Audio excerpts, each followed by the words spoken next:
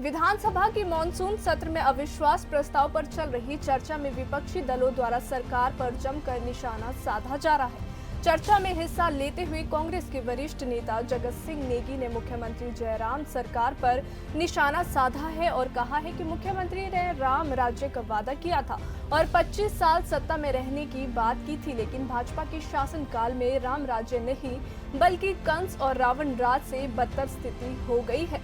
आज महंगाई आसमान छू रही है और समाज का कोई भी वर्ग खुश नहीं है। कर्मचारी सड़कों पर है। उन्होंने मुख्यमंत्री पर हेलीकॉप्टर इस्तेमाल करने पर आरोप लगाते हुए कहा कि सोलन जाने के लिए भी मुख्यमंत्री हेलीकॉप्टर का इस्तेमाल करते हैं, जबकि सोलन जाने के लिए वाहन का इस्तेमाल किया जा सकता है, क्योंकि जब हेलीकॉप्टर उड़ेगा और उतरेगा उतने समय में सोलन पहुंचा जा सकता है। सड़कों की हालत खस्ता है जिसकी ये सरकार सूद नहीं ले रही है।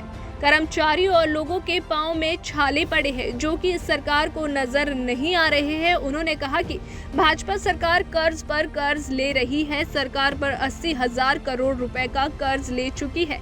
उनका कहना था कि सरकार ने कर्ज लेने के सभी रिकॉर्ड तोड़ दिए हैं। इस सरकार ने अब तक कितना कर्ज लिया है, इसको लेकर श्वेत पत्र जारी करे और बताए कब कब इस सरकार ने कर्ज लिया है। हम माननीय मुख्यमंत्री जी का पहला वक्तव्य था जब वो मुख्यमंत्री के रूप में विधानसभा में उन्होंने बात कही थी, तो उन्होंने बड़ी बात की थी कि राम राज्य लाएंगे। आज 5 साल हो गया है हमें कंपेयर करने का कि इनके समय में क्या राम राज्य आया है। राम राज्य तो दूर की बात है, ये तो जो है आपका कंस का राज्य हो या दूसरा जो है रावण का राज्य है, उससे भी बदतर हो गया है। कौन सा वर्ग आज हिमाचल में खुश है, ये बताइए। राम राज्य में जो ये जो रेप और जो मर्डर की बात करें कहते होते रहते हैं। मैं ये कह रहा हूँ कि अगर अच्छा राज्य था तो रेप कम होने चाहिए थे, मर्डर भी कम होने चाहिए थे, लोग भी जो है संतुष्ट होने चाहिए थे, कर्मचारी भी संतुष्ट होने चाहिए थे, बागवान, बेरोजगार, महिलाएं, जनजाति लोग, अनुसूचित जाति के लोग, सभी वर्ग के लोग जो है संतुष्ट होने चाहिए थे। परंतु आज हर वर्ग जो है इनके रामराज में, जयराम जी के राम, मैं कहता हूँ राम का नाम आगे लगने से राम राज्य नहीं आता, उसके लिए काम करना सर आगे दौड़ पीछे छोड़। क्योंकि जो इनके हर साल के जो बजट के भाषण होते हैं उसमें एक बात रखते ही है कि हम इस बार ये काम करेंगे, अगले बजट में उसका नामो निशान तक नहीं होता है। फिर उसी साल फिर तीसरा बजट आ जाता है, उसमें 2 पिछले बजटों में इन्होंने जो एक किसी भी स्कीम की रूपरेखा रखी है, ना तो उसके बारे में जिक्र होता है, ना तो उसमें कितना धन खर्च किया गया या वर्तमान में कितना धन रखा है उसकी बात नहीं होती है।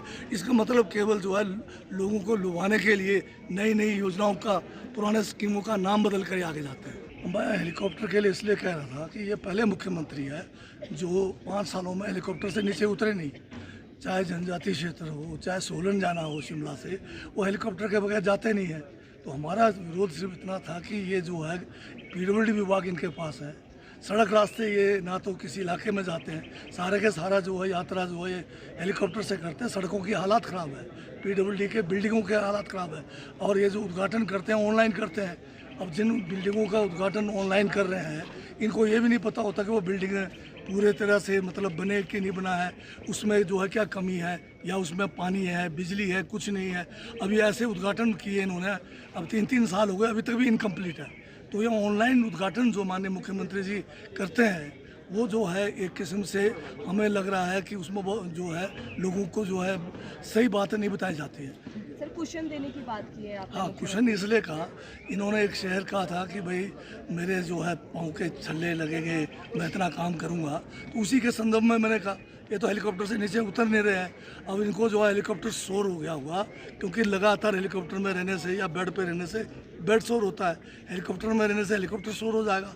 और पूरी जनता, चाहे वो किसान है, चाहे वो हमारे बागवान है, चाहे हमारे जो कर्मचारी भाई है, चाहे बेरोजगार है, वो सड़कों पर आंदोलन कर करके उनके पाँव में तो छाले के बजाय फोड़े हो गए। तो मैंने ये बात की थी।